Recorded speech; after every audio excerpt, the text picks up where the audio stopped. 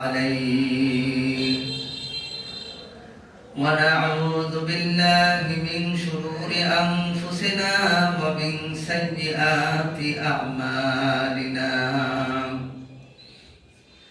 من يهده الله فلا مضل له ومن يضلله فلا هادي له ونشهد أن لا إله إلا الله وحده لا شريك له ونشهد أن سيدنا ومولانا محمدا عبده ورسوله صلى الله عليه وسلم وعلى آله وأهل بيته وبارك وسلم تسليما كثيرا أما بعد فأعوذ بالله من الشيطان الرجيم بسم الله الرحمن الرحيم ويطاف عليهم بآنية من فضة وأكواب كانت قوارير من فضة قدروها تقديرا ويسقون فيها كأسا كان مزاجها زنجبيلا صدق الله العظيم وقال النبي صلى الله عليه وسلم لا حسد إلا على اثنين رجل أتاه الله القرآن وهو يقوم به آناء الليل وآناء النهار ورجل أتاه الله المال وهو ينفق منه آناء الليل وآناء النهار أو كما قال النبي صلى الله عليه وسلم وقال تعالى في شان حبيبي إن الله وملائكته يصلون على النبي يا أيها الذين آمنوا صلوا عليه وسلموا تسليما اللهم صل على محمد وعلى آل محمد كما صليت على إبراهيم وعلى آل إبراهيم إنك حميد مجيد اللهم بارك على محمد وعلى آل محمد كما باركت على إبراهيم وعلى آل إبراهيم إنك حميد مجيد آپ سلطان مدینہ محبت محض سکینہ نور سے معمور سینہ مشک سے بہتر پسینہ لائے جو ایمان تم پر کیوں نہ دے وہ جانے تم پر مہربان رحمان تم پر خلق سب قربان تم پر اللهم صل على محمد وعلى آل محمد كما صليت على إبراهيم وعلى آل إبراهيم إنك حميد আল্লাহুম্মা বারিক আলা মুহাম্মাদিন ওয়া আলা আলি মুহাম্মাদ কামা বারাকতা আলা ইব্রাহিম ওয়া আলা আলি ইব্রাহিম ইন্নাকা হামিদুম মাজিদ। রহমাতাল লিল আলামিন খান্দাশ খুদা বন্দে করিম। রহমাতাল লিল আলামিন খান্দাশ খুদা বন্দে করিম। খলকে খুলকা কওলু ফিআলা হাদিয়ু সিমতে হামিদ বালাগাল উলা বিকামালিহি কাশাফাত দুজা বিজামালিহি হাসানাত জামিউ খিসালিহি সাল্লু আলাইহি ওয়া আলিহি। আলহামদুলিল্লাহ, মহান রব্বুল আলামিনের দরবারে লাখ কোটি শুকরিয়া। আল্লাহ রব্বুল আলামিন আমাদেরকে জুমার দিন তার ঘরে বসার তৌফিক দান করেছেন। আমরা সকলেই শুকরিয়া আদায় করি আলহামদুলিল্লাহ। এর সাথে সাথে তার হাবিবের উপর দরুদ ও সালাম পেশ করার তৌফিক দান করেছেন। আবারও সেইভাবে দরবারে শুকরিয়া আদায় করি আলহামদুলিল্লাহ। সূরাতুল দাহার চলতেছে, এই সূরা আজকে ইনশাআল্লাহ শেষ করে দেওয়ার চেষ্টা করব। রব্বুল আলামিন মানব জাতির হেদায়েতের জন্য কোরআন মাজিদে 114টা সূরা নাযিল করেছেন। একটি সূরা, প্রত্যেকটা সূরায় মানব জাতির হেদায়েতের জন্য, সারা জীবনের জন্য একটি সূরায় যথেষ্ট। সুবহানাল্লাহ। ছোট থেকে ছোট হোক, বড় হোক, যে কোনো একটি সূরাই মানব জাতির হেদায়েতের জন্য যথেষ্ট। সুবহানাল্লাহ। এই সূরার পরবর্তী আয়াত ওয়ায়ুতাফু আলাইহিম বিআনিয়াতিন মিন ফিদ্দাতিন ওয়া আকওয়াবিন কানাত কাওয়ারিরা। আল্লাহ তাআলা এখানে জান্নাতের নাজ ও নিয়ামতের কথা বর্ণনা করেছেন। যে তোমরা দুনিয়াতে কষ্ট করে থাকো, শীতের দিনে কষ্ট হয়, গরমের দিনে গরমের কষ্ট হয়, এই কষ্ট জান্নাতে থাকবে না। সুবহানাল্লাহ।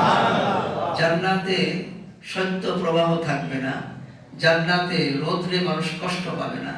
সেখানে মানুষ একটা এমন এক পরিবেশে থাকবে, বৃক্ষ ছায়ার মধ্যে মানুষ সেখানে আরাম করবে, তাকে কোনো কষ্ট সেখানে স্পর্শ করবে না, কোনো আওয়াজ তাকে কষ্ট দিবে না।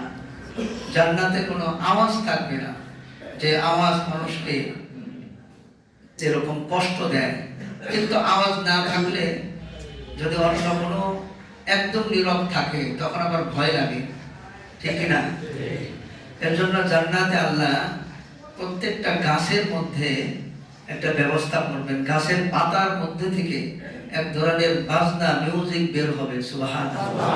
এটা মানুষকে আনন্দ দেওয়ার জন্য, এবং মানুষ যাতে ভয় না পায়, এমন আওয়াজ, যে আওয়াজ কোনোদিন মানুষ শুনে নাই। এত সুন্দর আওয়াজ জান্নাতে গাছের ভিতর থেকে সেই আওয়াজ আল্লাহ তাআলা বের করবে। সুবহানাল্লাহ। কিন্তু বেনামাজিরা যারা জাহান্নামে যাবে, তারা কিন্তু ওই আওয়াজ শুনতে পাবে না। এটা জান্নাতের ভিতরে আওয়াজ হবে। যখন দেখবেন একদম নীরব, তখন কানের মধ্যে একটা ধাপার মতো একটা আওয়াজ হয়। এর জন্য সম্পূর্ণ নীরব রাখবে না। যে দুনিয়াতে গান শোনা হারাম, দুনিয়াতে গান শোনা হারাম, কিন্তু সেই আকাশের উপরে সেখানে গান শোনা কি আছে? জায়েজ আছে। আল্লাহ তাআলা সেখানে গানের ব্যবস্থা করবে। তো এই আওয়াজ, মৃদু মৃদু গুঞ্জন, এই আওয়াজটা খুব বেশি আওয়াজে হবে না, মৃদু মৃদু আওয়াজে সেই বাজনাটা হবে। আর ওই বাজনার আওয়াজটা মানুষের হৃদয়ের মধ্যে এমন ভাবে ঢেউ খেলতে থাকবে, মানুষ আনন্দে তারা এরকম সমস্ত দুঃখ কষ্ট ভুলে যাবে, এবং আনন্দে সে আত্মহারা হয়ে তার রবের দিদারের কথা সে কল্পনা করবে। মানুষ যখন অনেক সুখে থাকে, আরামে থাকে, তখন কিন্তু এই স্ত্রীর কথা মনে পড়ে, বা অমুক বন্ধুর কথা মনে পড়ে, বা অমুক বিষয় জীবনের একটা বিশেষ মুহূর্তের কথা তারা মনে পড়ে।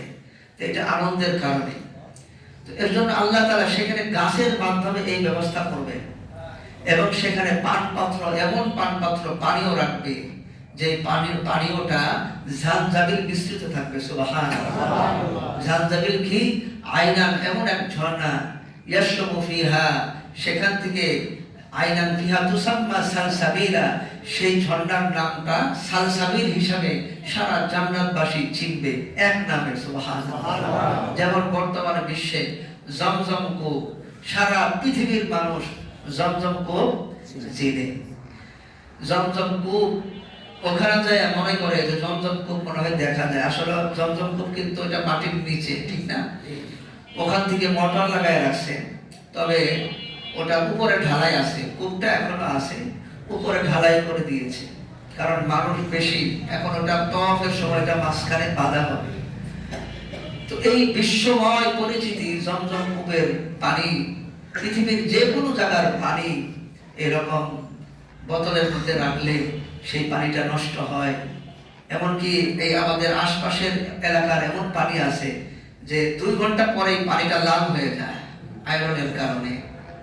কিন্তু জমজম কূপের পানি আপনি দীর্ঘদিন রাখবেন, খুব সহজে ওটা নষ্ট হবে না। সুবহানাল্লাহ। পরিষ্কার বোতল, টলটলা বোতল থাকবে। সুবহানাল্লাহ। বলেন যে ওই বাজারে তো পানি কিনতে পাওয়া যায়, ওটাও তো নষ্ট হয় না। ওটার মধ্যে কি দেওয়া আছে? মেডিসিন দেওয়া আছে না? ওটাই খান বেশি বেশি। এমন মেডিসিন যেটা ওই পানিকে নষ্ট হইতে দেয় না, এবং ওটা আপনার শরীরের জন্য উপকারী নয়, ঠিক কিনা? ওটা কিন্তু ক্ষতিকর। কিনা পানি সবার জন্য ভালো নয়। তো যাই হোক, এই যে সারা জান্নাতের মধ্যে এক নামে চিনবে, সালসাবিল নামক পানি, সালসাবিল নামক ঝর্ণা থেকে পানি আনা হয়েছে, যেটার মধ্যে সালসাবিল মিশ্রিত। ওই পানি খাওয়ার জন্য এইরকম মানুষ, ওই জান্নাতের মানুষরা এরকম পাগল করা থাকবে, দেখলেই বলবে যে আমাকে একটু দাও। সুবহানাল্লাহ। এরপর ওয়ায়ুতাফু আলাইহিম বিলদানুন মুখাল্লাদুন, সেখানে চির কিশোরগণ ছোটাছুটি করতে থাকবে খেদমত করার জন্য। এরপর ইদা রাআইতাহুম হাসিবতাহুম লুলুআম মানসুরা, আপনি যদি তাদেরকে দেখতে পান তখন দেখবেন যে বিক্ষিপ্ত মণিক মুক্তার মতো তারা চলচল করতেছে, এত সুন্দর সুশ্রী বাচ্চা যারা। সুবহানাল্লাহ। ওয়া ইদা রাআইতা সাম্মা রাআইতা নাঈমা, ও নবী, আপনি যখন সেখানে মনোযোগ দিয়ে দেখবেন, খেয়াল করবেন, নিয়ামতে ভরা, অমুলকান কাবীরা, এবং দেখতে পাবেন মহা সাম্রাজ্য। এক এক বান্দার জন্য মহা সাম্রাজ্য দেখতে পাবেন। যে বান্দা দুনিয়াতে কি ছিল, একজন সাধারণ মানুষ, আজকে সে মহা সাম্রাজ্যের মালিক। মাত্র 60 বছর কষ্ট করেছে, মাত্র 60 বছর নিজের এই অন্তরটাকে নিয়ন্ত্রণ করেছে, হাত পাকে কন্ট্রোল করেছে, ইসলাম অনুযায়ী চালিয়েছে। এর প্রতিদান হাসরের ময়দানে মহা সাম্রাজ্য পাবে। এরপর আলিয়াহুম সিয়াবু সুনদুসিন খুদরুন ওয়া ইস্তাবরাক, আল্লাহ খাওয়ার কথা শুনলাম, জামার কথা তো শুনলাম না, কারণ মানুষ খাওয়া আর জামা কাপড় প্রাধান্য দেয়, ঠিক কিনা? তো আল্লাহ বলেন আলিয়াহুম সিয়াবু সুনদুসিন খুদরুন ওয়া ইস্তাবরাক, তাদের পোশাক হবে রেশমের পোশাক। সুবহানাল্লাহ। মোটা সবুজ রেশমের পোশাক এবং পাতলা সবুজ রেশমের পোশাক পরবে। শরীর হবে ফর্সা, কোন কালো মানুষ সেখানে থাকবে না, সুশ্রী মানুষ থাকবে। একজন মানুষ আদম আলাইহিস সালামের সমান লম্বা হবে। আদম আলাইহিস সালাম বর্ণনায় বোঝা যায় 60 হাত লম্বা, আমাদের হাতের 60 হাত লম্বা ছিলেন। প্রত্যেকটা মানুষ এরকম লম্বা হবে, যুবক হবে, প্রত্যেকটা মানুষ তাগড়া হবে, যুবক হবে। ওখানে দুর্বল থাকবে না, সুস্থ সবল থাকবে। সেখানে খাওয়ার মতো খাইতে পারবে, সেখানে পোশাক পরবে, পোশাক হবে সবুজ পোশাক, মোটা রেশমের, এবং চিকন পাতলা রেশমের 2 ধরনের পোশাক পরিধান করবে। ওয়াহুল্লু আসাবিরা মিন ফিদ্দা, এবং তাদেরকে সেখানে কঙ্কন পরানো হবে, স্বর্ণের কঙ্কন। ফিদ্দা মানে স্বর্ণ, স্বর্ণের কঙ্কন তাদেরকে পরিধান করানো হবে। ব্যাসলাইট বলা হয়। কি বলা হয়? ব্যাসলাইট। দেখবেন অনেক অনেক ছেলেরা ব্যাসলাইট পরে, এদেরকে ভালো লাগে না, কারণ ওই যে লোহার এক ধরনের পরে।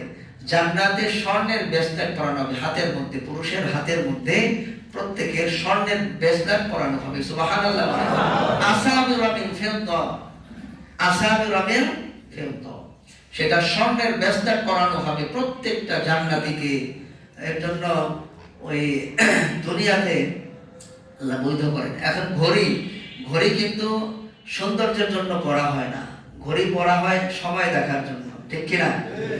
সময় দেখা ছাড়া শুধু শুধু ব্যাসলাইট পরা যাবে না, এটা মাকরুহ। আর ফেতনা যাতে না লাগে।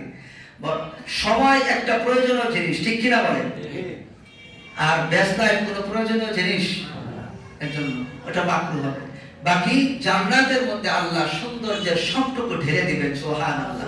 কারণ বান্দা দুনিয়াতে কষ্ট করেছে, 5 ওয়াক্ত নামাজ পড়েছে বান্দা, ওই বান্দাকে আল্লাহ ঠকাবে না। ওই বান্দার হৃদয়ের মনের আশা, কারণ তারও ইচ্ছা করে ব্যাসলাইট পড়তে, তারও ইচ্ছা করে দুনিয়াবি এই ভোগ বিলাস অর্জন করতে। কথা বলে ঠিক কিনা? এটা তো ইচ্ছা করে, কিন্তু করে না। তার লাগাম টেনে ধরেছে ইসলাম, ইসলামের কাছে সে আত্মসমর্পণ করেছে, এর জন্য সে করে না। সুবহানাল্লাহ বলে। তো ইসলাম তাকে নিয়ন্ত্রণ করতেছে, ইসলামকে সে নিয়ন্ত্রণ করে না। বলেন আমাদেরকে কি ইসলাম নিয়ন্ত্রণ করবে না আমরা ইসলাম নিয়ন্ত্রণ করব? ইসলাম আমাদেরকে নিয়ন্ত্রণ করবে। আমরা যদি ইসলাম নিয়ন্ত্রণ করি তাহলে সেটা ইসলাম থাকবে না, সেটা হয়ে যাবে অসলাম, তাই না? এটা ইসলাম না। ইসলাম বলা হয় আত্মসমর্পণ করা, নিজের সবকিছু তার নিয়ন্ত্রণে দিয়ে দেওয়া। ইসলাম যা বলবে আমি তাই শুনবো। কথা বলে ঠিক কিনা? ওয়াহুল্লু আসাবিরা মিন ফিদ্দা। এরপর আল্লাহ আরেকটা বিশেষ পানীয়ের কথা বলেছেন।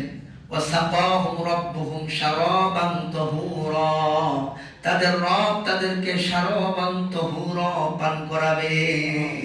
এটা যে কি জিনিস এটা আল্লাহই জানে, ওই খোদাই জানে এটা যে কি জিনিস পান করাবে। ওয়াসাকাহুম রাব্বুহুম শারাবান তাহুরা, শারাবান তাহুরা, তাদের রব তাদেরকে পান করাবে। ইন্না হাদা কানা লাকুম জাযাআ ওয়া কানা সা'য়ুকুম মাশকুরা, এটা এর জন্য তোমাদের চেষ্টা প্রচেষ্টা সেদিন স্বীকৃতি লাভ করবে। প্রত্যেকটা পদক্ষেপ, ফজরের নামাজ, যোহরের নামাজ, আসরের নামাজ, মাগরিব, ইশার নামাজ, প্রত্যেকটা নামাজের জন্য, প্রত্যেকটা দিনের জন্য, একটা দিনের একটা পদক্ষেপের জন্য ভিন্ন ভিন্ন করে সওয়াব দেওয়া হবে। ওই দিন সওয়াব দেখে মানুষ আশ্চর্যান্বিত হবে এবং বলা হবে দুনিয়াতে যদি একটা নিয়ামত আমার না থাকতো, কিছুই যদি না পেতাম, আজকের দিনে এই মহা নিয়ামত যদি পেতাম, এটাই আমার জন্য ভালো হতো। ইন্না নাহনু নাযালনা আলাইকাল কুরআনা তানজিলা। ও নবী, আমি ধাপে ধাপে আপনার কাছে কোরআন মাজিদ অবতীর্ণ করেছি। আমি ধাপে ধাপে হৃদয়ে যাতে বসে যায় এমন ভাবে ধাপে ধাপে কোরআনকে নাজিল করেছি।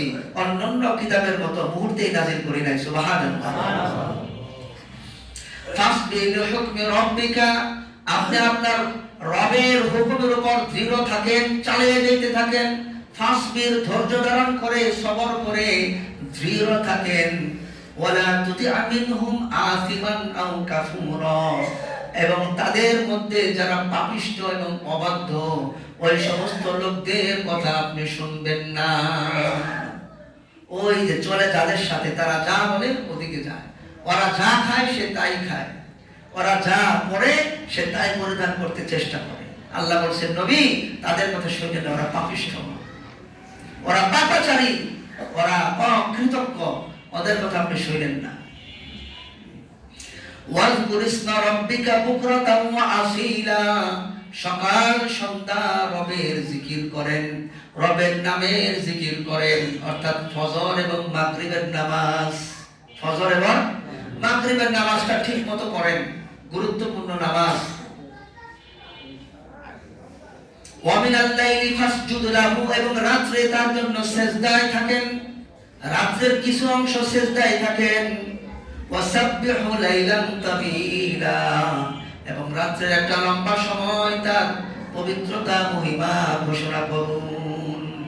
রাতের একটা লম্বা সময় আল্লাহর জিকির করা, আল্লাহর নাম ধরে ডাকা, ওই সময় আল্লাহ তাআলা বান্দার খুব নিকটে থাকে। সুবহানাল্লাহ।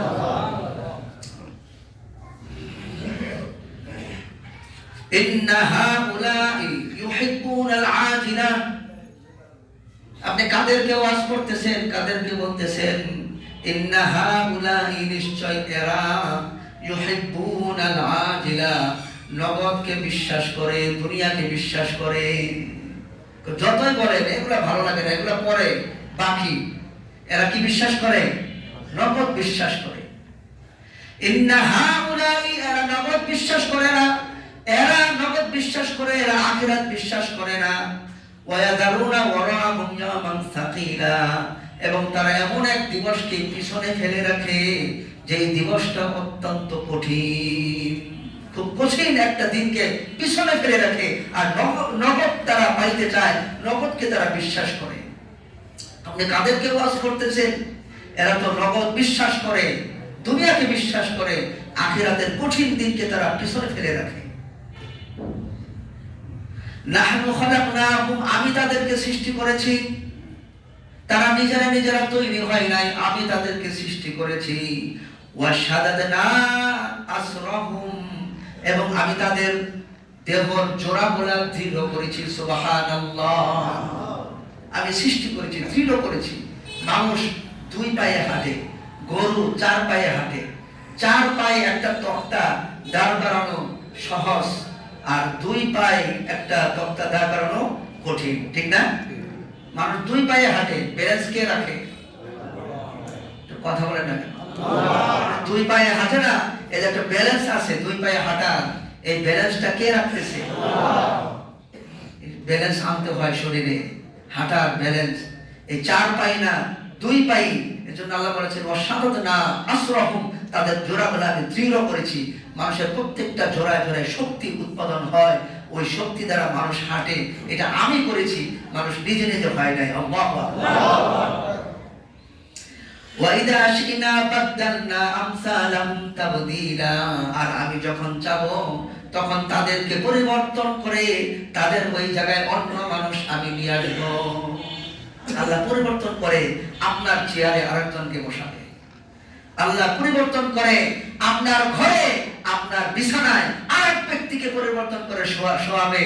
আপনার ধন সম্পদের মালিক আরেক ব্যক্তি হবে যে আপনাকে বিন্দু মাত্র মনে করবে না। নাউজুবিল্লাহ। ব্যাখ্যা আছে, এমনও ব্যক্তি যারা নবীজিকে ঘৃণা করত, কিন্তু তাদের সন্তান নবীজির জন্য জান দিয়েছে। আল্লাহ আল্লাহ বলছেন নবী আমি পরিবর্তন করে দিব। কিছু মানুষ এরা আপনাকে ঘৃণা করে, এদের সন্তানরা এমন হবে, তাদের ঘরের নিয়ন্ত্রণে থাকবে, তাদের সব কিছুর মালিক হবে, তারা আপনার জন্য জীবন দিতে প্রস্তুত থাকবে। সুবহানাল্লাহ। এর জন্য আল্লাহর জন্য, নবীর জন্য অগ্রসর হইতে পারা, এই শক্তি শরীরে আসা, এটা কার দান? জোরে বলেন না, কার দান? এরপর ইন্না হাদিহি তাযকিরা, নিশ্চয়ই এটা একটা ওয়াজ। ইন্না হাদিহি তাযকিরা, এটা একটা তাযকিরা, ওয়াজ, আলোচনা। ফামান শাআ আত্তাখাযা ইলা রাব্বিহি সাবিলা, যে ইচ্ছা সে তার রবের পথ অবলম্বন করো, আর যে ইচ্ছা সে না করো। এটা একটা উপদেশ। যে চায় সে তার রবের পথ অবলম্বন করুন, আর যে চায় না সে তার রবের পথ অবলম্বন না করো, এতে কিছু আসে যায় না। কে বলতেছে? আমরা কি আল্লাহর পথ অবলম্বন করব না? নারে তাকবীর, নারে তাকবীর। ইন্নাল্লাহা কানা আলিমান হাকীমা, নিশ্চয় আল্লাহ তাআলা আলিম, প্রজ্ঞাবান, হাকিম, জ্ঞানী, প্রজ্ঞাবান, জ্ঞানী আল্লাহ তাআলা। আমরা যা কিছু চিন্তা করি, আমাদের এই মেধা, এটা কে দিয়েছে? মানুষ তার যতটুকু মেধা আল্লাহ দিয়েছে তার 100 ভাগের সর্বোচ্চ 10 ভাগ ব্যবহার করতে পারে। কত ভাগ? আপনার যতটুকু ব্রেন আছে তার 10 ভাগ ব্যবহার করতে পারেন, বাকি আছে কত ভাগ? আপনারা কথা বলেন না একটু। 90 ভাগ ব্যবহার করার শক্তি মানুষের নাই। আর এই মানুষকে আমরা জ্ঞানী মনে করি। অনেকে নিজেরে, ওই ফেরাউন কইছিল যে আমি হলো আল্লাহ, নাউজুবিল্লাহ, আমি আনা রাব্বুকুমুল আ'লা, আমি তোমাদের বড় খোদা, তাই না? ও ব্যবহার করে ওর নিজের ব্রেনের 10 ভাগের বেশি ব্যবহার করতে পারে নাই। পৃথিবীর কোনো মানুষ এরকম নিজের সম্পূর্ণ ব্রেন ব্যবহার করতে পারে না। এটা কার দেওয়া? আর মনে করে যে মহাজ্ঞানী, তাই না? তো আমরা জ্ঞানী নয়। আল্লাহ বলেন আমি জ্ঞানী, তোমরা কিছুই জানো না। তোমরা তো তোমাদের ব্রেনের মাত্র 10 ভাগ ব্যবহার করতেছো, আর 90 ভাগ পরে আছে, কিছুই হয় না ওটা দেয়া। তোমরা ওটা ব্যবহার করার ক্ষমতাই জানো না, ওটার ব্যবহারের যে অবস্থা কিছুই তোমরা জানো না। মহান রব্বুল আলামিন তোমাদের পূর্ণ 100 ভাগ ব্রেন সহ সারা বিশ্বময় সমস্ত জ্ঞান একত্রিত করলে আল্লাহর জ্ঞানের সমুদ্রের 1 ফোঁটার অর্ধেক হবে। আল্লাহু আকবার। একটা সমুদ্র থেকে 1 ফোঁটা পানি আঙ্গুলে নিলে সেই 1 ফোঁটাকে অর্ধেক করলে যতটুকু পরিমাণ হবে সারা বিশ্বময় সমগ্র প্রাণী জগতের মেধা একত্রিত করলে ওই অর্ধেক হবে। সুবহানাল্লাহ। মাত্র 10 ভাগ ব্যবহার, পূর্ণ ব্যবহার করতে পারবে না। আপনার শরীরে কয়টা পশম আছে বলতে পারবেন আপনি? মাথায় কয়টা চুল আছে বলতে পারবেন? এটাই আল্লাহ বুঝাইছে যে আমি তাদেরকে সৃষ্টি করেছি, আমি জোড়াকে মজবুত করেছি, আমি তাদেরকে এই সুঠাম করেছি, আমি তাদেরকে পরিবর্তন করে দিয়ে অন্য সৃষ্টি, অন্য মানুষ সেখানে আমি স্থান দিয়ে দিব। তারা কিছুই করতে পারবে না। কথা বলেন ঠিক কিনা? কবর থেকে বলতে পারবে না এই আমার জন্য সওয়াব পাঠাও, নাইলে আমার সম্পদ বন্ধ, বলতে পারবে? আরে কি অসহায়! তাদের সব সম্পদ অনেক কষ্ট করে বিক্রি করে খেয়ে যেতে পারতো, বিক্রি করে সব টাকা পয়সা শেষ করে খেয়ে দিয়ে ফকির বানায়া তারপরে যাইতে পারতো। কিন্তু সেই মা বাবা কষ্ট করে করে চিন্তা করে আমার সন্তান কি করবে, আমার সন্তান কি করবে, এই চিন্তায় তারা থাকতে থাকতে চলে গিয়েছে। সেই মা বাবার জন্য আজকে সন্তান একটু দান সৎকার করতে, অল্প একটু করতে আমরা কষ্ট পাই। সবাই না, অনেকে আনন্দ পায় মা বাবার জন্য কিছু দিতে পারলে, ঠিক না? ইউদখিলু মান ইয়াশাউ ফি রাহমাতি, আল্লাহ বলেন আমি যাকে ইচ্ছা তাকে আমার রহমতের ভিতরে প্রবেশ করাই। ওই ধনী ব্যক্তি সে কেন আল্লাহর রহমতের সাগরে ডুব দেয় না? সে কেন হজ করতে যায় না? এত টাকা পয়সা তারপরে বারবার প্রত্যেক বছর ইচ্ছা করলে হজ করতে পারে, কেন যায় না?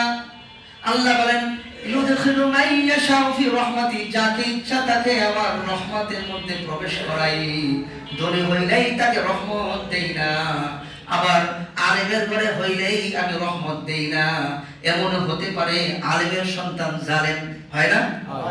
এমনও হতে পারে মসজিদের কাছে বাসা অথচ জালেম।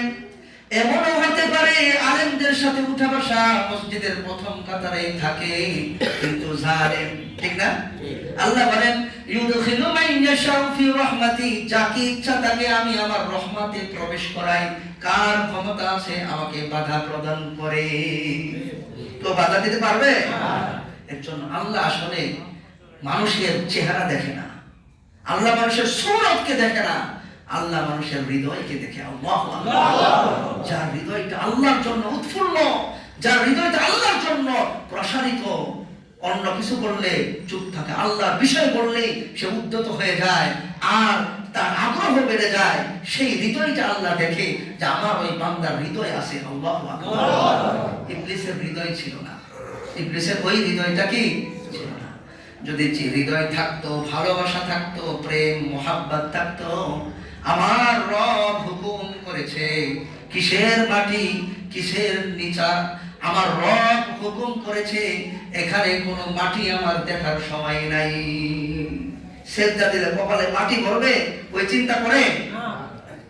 নবীজি সাল্লাল্লাহু আলাইহি সাল্লাম মসজিদে নববীতে ওই সময় নামাজ পড়েছে যখন মসজিদে নববীর উপরে খেজুর পাতা দেওয়া, বৃষ্টি নেমেছে, কাদা কাদা।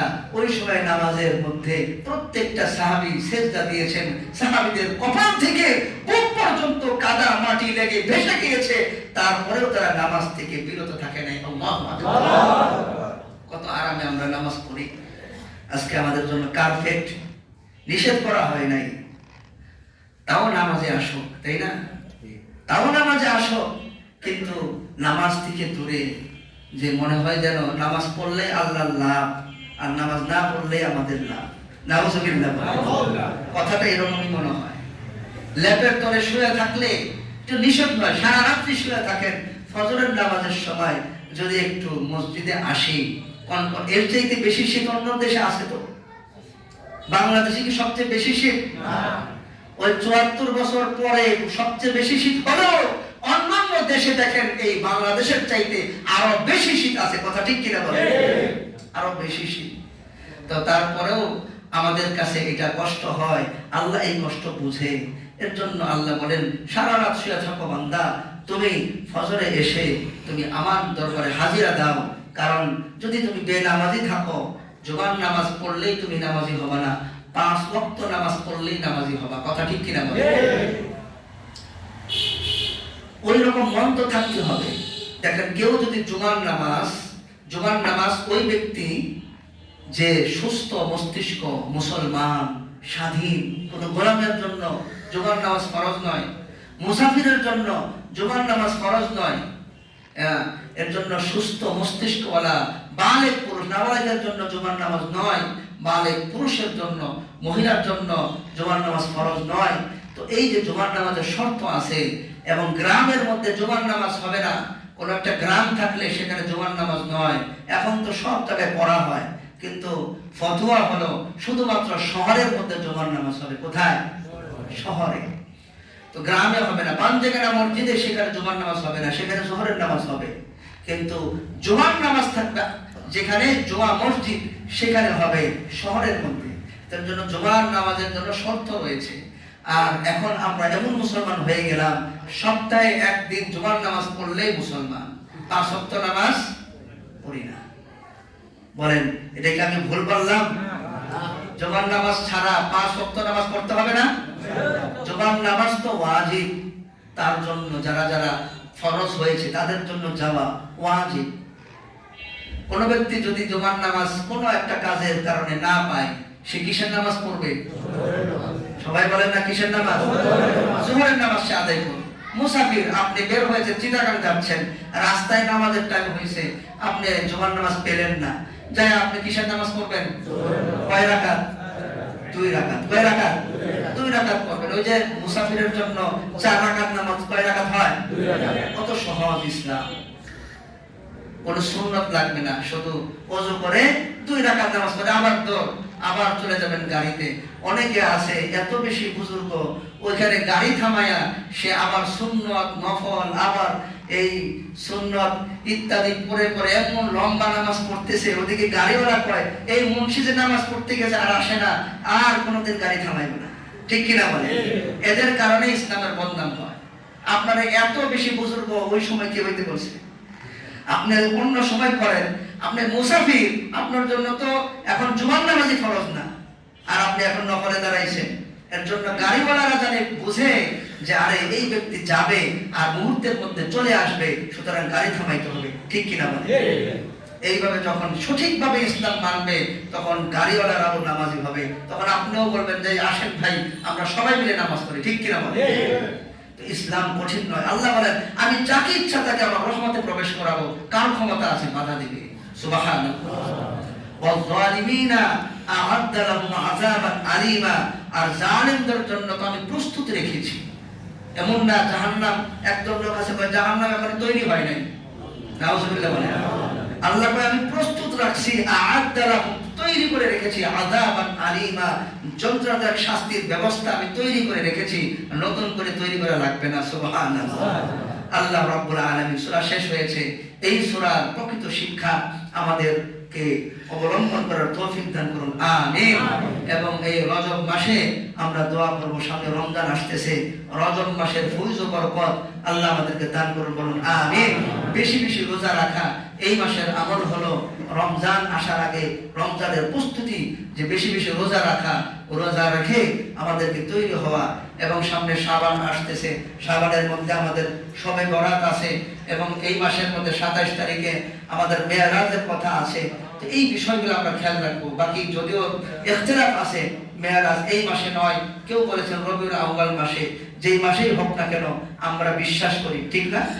আমরা বিশ্বাস করি যে মাসেই হোক না কেন, কিন্তু আর আমাদের কর্ম হলো নামাজ ঠিক রাখা। যার নামাজ ঠিক নাই তার অন্যান্য ইবাদত ঠিক হবে না। ওমর রাদিয়াল্লাহু আনহু বলেন, আমার কাছে সবচেয়ে গুরুত্বপূর্ণ বিষয় হলো 5 ওয়াক্ত নামাজ। সুবহানাল্লাহ। তাহাজ্জুদ পড়ে নাই। সুলাইমান নামে এক সাহাবী, উনি ফজরের নামাজে আসে নাই। ওমর নামাজ শেষে তার বাসায় গেছে। সুলাইমানের মারে ডাক দিছে যে তোমার ছেলে কোথায়? বলে যে হুজুর ঘুমাইতেছে। এখন ঘুমাই কেন? কয় হুজুর সারা রাত তাহাজ্জুদের নামাজ পড়ছে। ওমর রাদিয়াল্লাহু আনহু বললেন, আমার নিকট সারা রাত তাহাজ্জুদের নামাজ পড়ে ফজরের নামাজে না যাওয়া এটা পছন্দনীয় নয়, বরং আমার নিকট উত্তম হলো সারা রাত ঘুমাও কিন্তু ফজরের নামাজ মসজিদে পড়ো। আল্লাহু আকবার। এই হাদিস আমাদের জন্য একটা বড় শিক্ষা। ওয়া আখিরু দাওয়ানা আলহামদুলিল্লাহি রাব্বিল আলামিন।